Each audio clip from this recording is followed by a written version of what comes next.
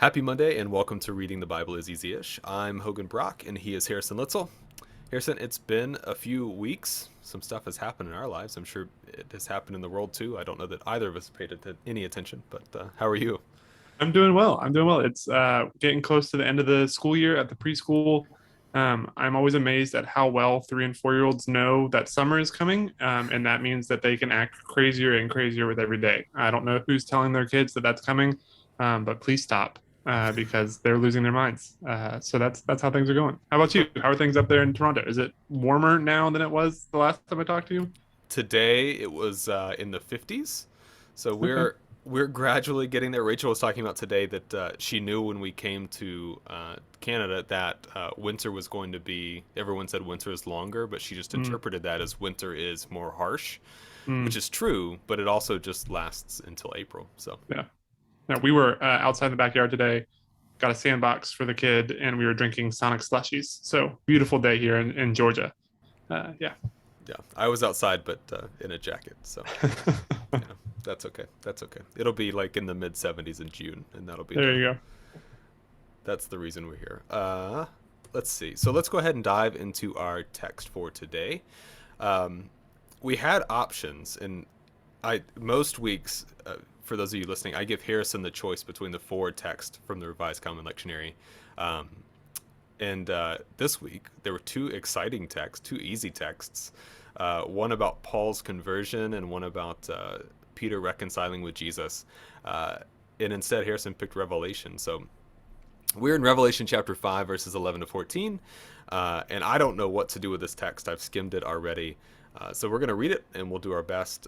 Revelation is one of those books that can be kind of hard to parse. So, Revelation 5, starting in verse 11.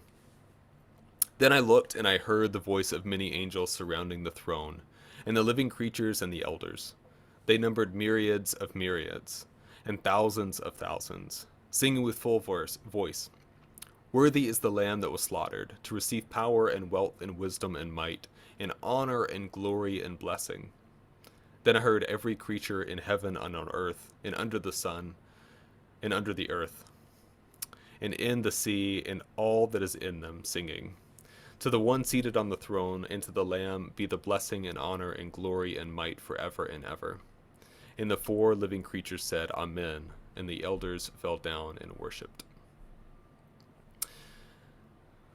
Well, Harrison, you picked this. What do you make of it? Yeah. So I grabbed onto the lamb that was slaughtered. Right. This is we're talking about Jesus. That's kind of what we're assuming here. That's what I'm assuming here. And I think that I hear in this passage praise and worship for Jesus, Mm-hmm. and this reminder that this book was written within 100 years, 150 years after Jesus lived and was killed, and came back to life. And this reminder that the death of Jesus wasn't the end of the story, that the lamb was slaughtered, but is still worthy of power and wealth and wisdom and might and honor and glory and blessing.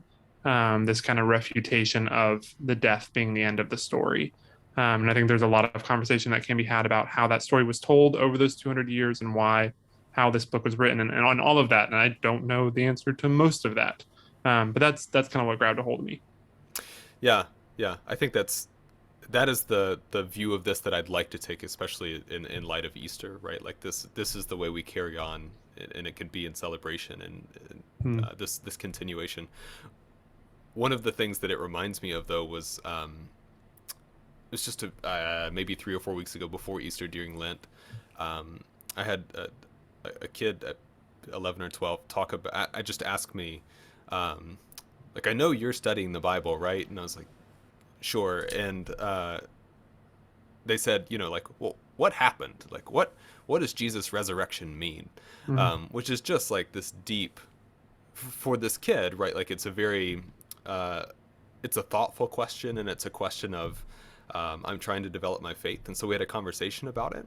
Um, but as I was reading this, I'm just reminded of we're still trying to figure that out. There's Hmm. so many different ways that we can interpret the resurrection and what that means.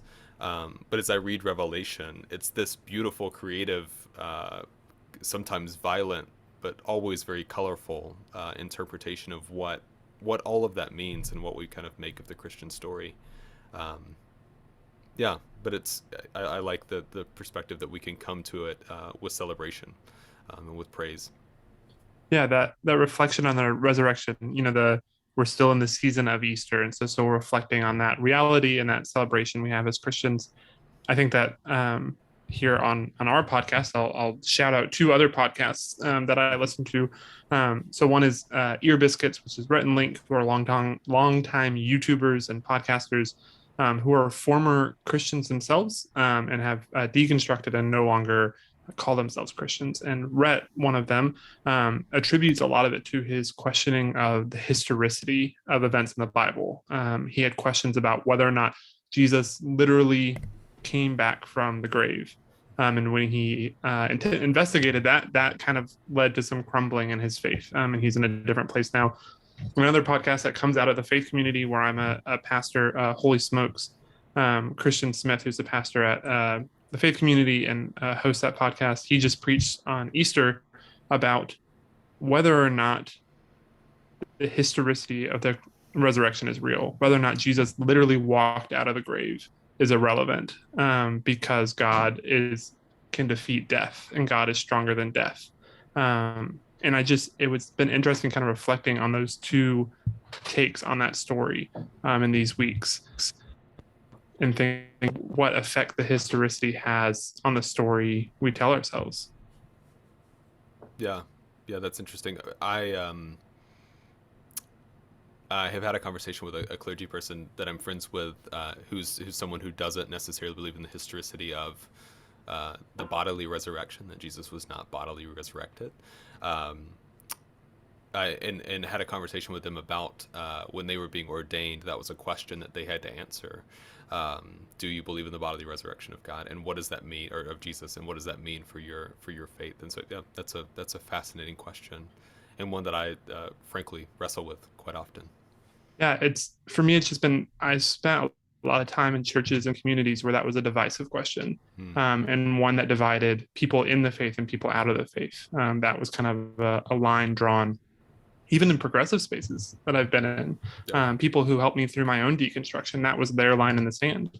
And to be in a community now where that's not the line in the sand, there are people who believe in the historicity and people who don't. Sorry, my toddler, who's supposed to be in bed, is knocking at the door right now. So I'm trying to see how long she's going to be there. But it's just interesting to be in a community now where the historicity is not the line in the sand. That there are people who hold to that and people who don't, who still worship and celebrate resurrection and celebrate Jesus as God and Jesus as the Lamb who was slain, who is worthy of praise.